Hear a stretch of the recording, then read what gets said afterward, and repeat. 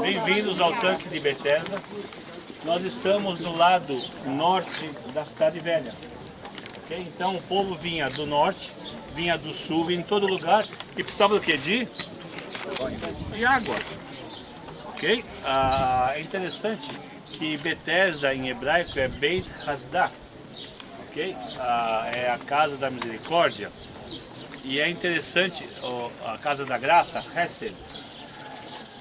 E aqui ficavam aqueles que eram um pouco mais doentes, né? Aqueles que precisavam de mais cuidados, aqueles que o povo não gostava muito, aquele que a gente marginalizava, né? E é interessante que o pastor vai falar um pouco sobre a parte espiritual disso, mas aqui Israel passou por várias épocas. Todo mundo quis conquistar Israel e todo mundo conquistou Israel. Né? 17 vezes chegava um povo e foi, se você fala desde que Jerusalém foi iniciada. E aqui nós temos um templo da época dos cruzados, tá? Que é 1000 anos atrás. Okay? 1099, quando os cruzados tomaram conta. Essa igreja que ele traz, ela é original de 1099. Quando foi cruzada. Daqui a pouco a gente vai entrar lá e vai cantar um pouco, você vai ver a acústica. Não precisa do pessoal, só a Fernanda lá canta sozinha, não precisa de mais nada. Ai, que benção. Entendeu? Mas sabe uma coisa, até eu cantando vai ficar bom. Então, vocês vão entrar num templo que é de 1099, 1000 anos atrás. Vocês vão ver, esse templo depois, ele virou o quê? Ele virou uma escola árabe. Até que voltou para os franceses que tomaram conta e tem hoje. Você vê aqui também o símbolo dos cruzados. Eles fizeram aqui eram duas grandes piscinas, dois grandes piscinões. E por que é baixo? Eu expliquei num ônibus, não sei qual que foi. Lembra, quando eles vinham, eles acabavam com tudo e construíam em cima. Então, quando você vai cavando, você tem que ir com cuidado para achar o quê? O tipo de pedra que é, para saber o tipo de época que é. Quando você acha isso, a fundação é bem embaixo. Então eram dois piscinões e aí os cruzados fizeram o que também? Fizeram uma igreja que ia daqui até o outro lado. É sorte. Tá? E aí depois ela foi destruída. Então essa é a parte histórica que aconteceu aqui. Miguel, alguma coisa? E aonde ficava o tanque de Betesda? Agregando este lugar, es reconocido como un lugar de milagros, de curas, de curación. Decía que estas aguas eran movidas por un ángel, son agua de lluvia. Se juntaba aquí, tenía canales, iba agua para el templo. Un templo que era muy grande, necesitaba mucha agua. Decían que no había una mosca, un mosquito, nada en el templo. La limpieza era total. Y tenían mucho sacrificio animal con sangre. Había que limpiar mucho. Necesitaban mucha agua. Tenían acueductos, que hasta el día de hoy nos podemos continuar oleando estos acueductos que van hacia un templo. Hay piscinas más abajo, muy grandes también, de agua que venía. Ahora, ainda hoy tem agua aquí embaixo. Tem agua. Pero ahora está seco aquí. Prácticamente comparado que antes tenía más lluvia. El clima trocó también. Aquí se juntaba el agua. Estamos perto del portón de las ovelhas, a izquierda el portón de las ovelhas. Y, gente, no voy a hablar la parte espiritual que va a hablar el pastor, mas este es un lugar que venía mucha gente con enfermedades aquí, se juntaba mucho. Entonces es un lugar de mucha gente. Y cuando venía Jesús a Jerusalén, él andaba por aquí y hacía curas, hacía milagros. Y era un día Shabbat como hoy. Nos vamos a hacer la lectura, era un día Shabbat como hoy. Un Shabbat está permitido curar. La discusión fue después, ¿por qué transporta el leito, la cama? Porque Jesús falou, pega el leito y anda. Uma esteira, né? Estaba prohibido, es un trabajo. Mas curar hasta el día de hoy está permitido, Shabbat. Tem médicos em hospitais em Shabbat, hoje, trabalhando. Curar está permitido. O que não está proibido era transporte médico.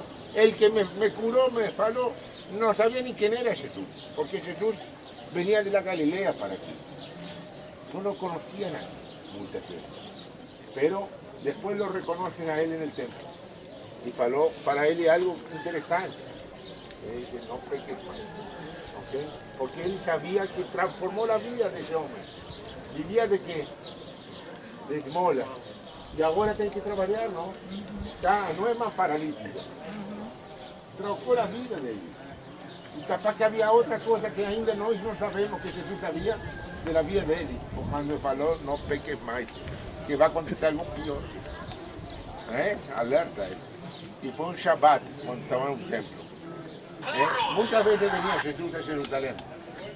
Sabíamos que en la fiesta venía aquí. Pero este lugar es un lugar que movía y el primero que pulaba sanaba. Y el hombre, antes que él podía entrar, entraba otro. Ahora tenemos la bendición que estamos todos, pero es un lugar de pedir para la curación.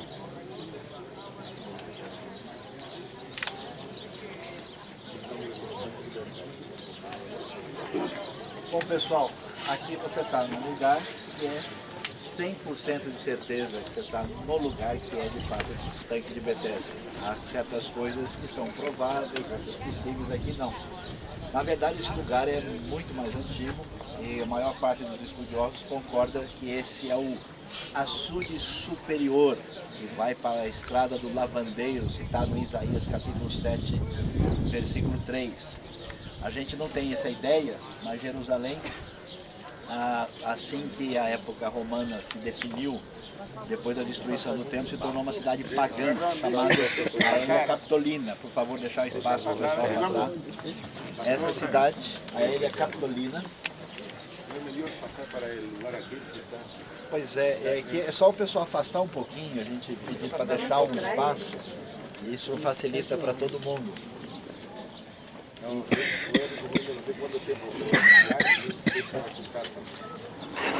Aqui é rápido. E agora, se movimentar, o pessoal está vindo. O que eu mencionei foi Isaías 7, versículo 3. Então, Jerusalém foi uma cidade pagã, era chamada de Aelia Capitolina. E nesse tempo floresceram não só o culto imperial pagão, mas depois outros cultos que eram cultos de outras partes. Vocês vão ver que está escrito que aqui está um lugar dedicado a Deus Serapis do Egito.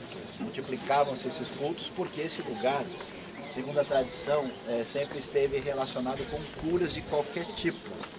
E é interessante que numa espécie de postura que Jesus vai ter dizendo que Ele é realmente o Senhor da cura, Ele vai agir com cura nesse lugar de uma maneira muito particular.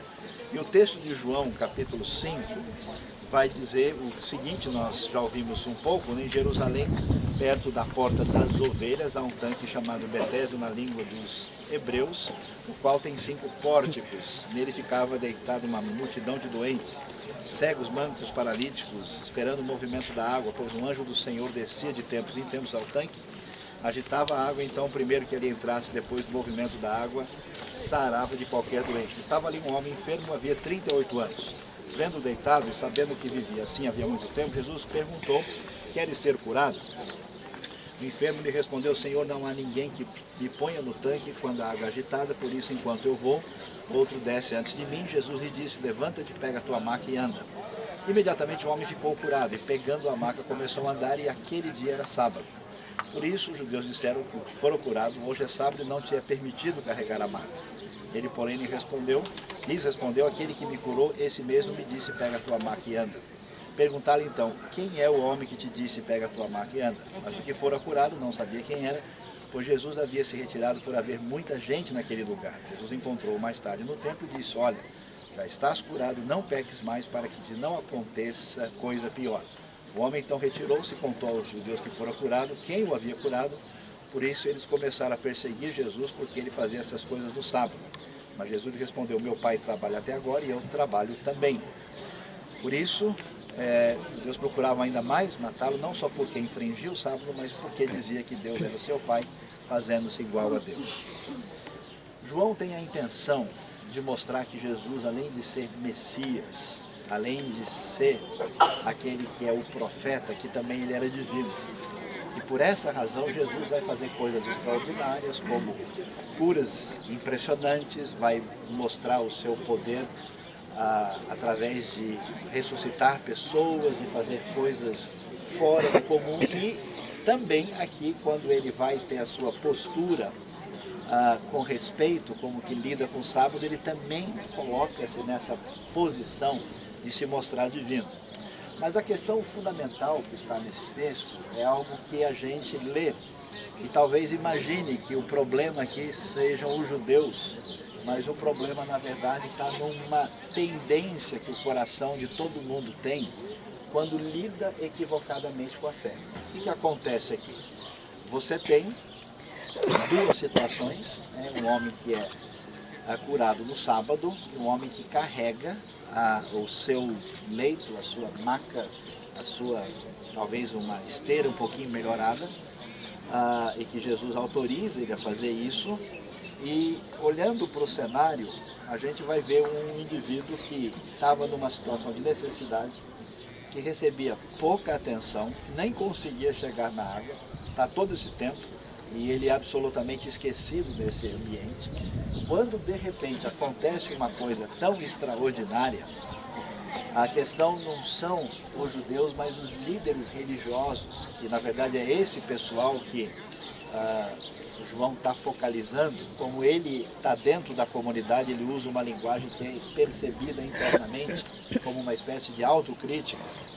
Ele vai dizer para a gente que Jesus fala para esse homem fazer o que ele tinha que fazer, e esse homem é curado, mas em vez de prestar atenção na coisa extraordinária de um paralítico curado depois de 38 anos, a única coisa que o pessoal conseguiu prestar atenção foi que esse homem pegou e andou com a sua maca. Então o que a gente imagina sobre isso? Esse não é um problema do judaísmo, é um problema das pessoas de modo geral. Quando a gente perde a sensibilidade com relação a Deus, quando a gente perde a referência que tem desde a Torá até os Evangelhos, que você tem que amar a Deus e ao próximo, e você começa a não entender que o mandamento tem em primeiro lugar o objetivo de honrar a Deus e abençoar as pessoas, você transforma o mandamento, lido literalmente, na finalidade última, e você perde a referência última, que é a bênção da pessoa. Isso é conhecido como legalismo, como a visão religiosa problemática das pessoas que perdem amor, misericórdia, que é o tanque da misericórdia, e acabam enxergando, vamos dizer, as entrelinhas da ordenança como referência última. E aí a gente pensa sobre a nossa vida. Como é que a gente lida? Eu fico literalmente triste, mas muito triste. Eu estive no Japão, por exemplo, e eu sei que o pessoal lá é sincrético, eles se sentem ao mesmo tempo budista, shintoísta e, se bobear, cristão também. E aí eles dizem que acreditam em 8 milhões de deuses ou espíritos. Aí chegam os cristãos e dizem, nós cremos num Deus só. Mas dentro da pequena comunidade de 0,5% de evangélicos protestantes no Japão, tem 400 grupos diferentes que nem falam um com o outro, por causa de detalhes pequenos.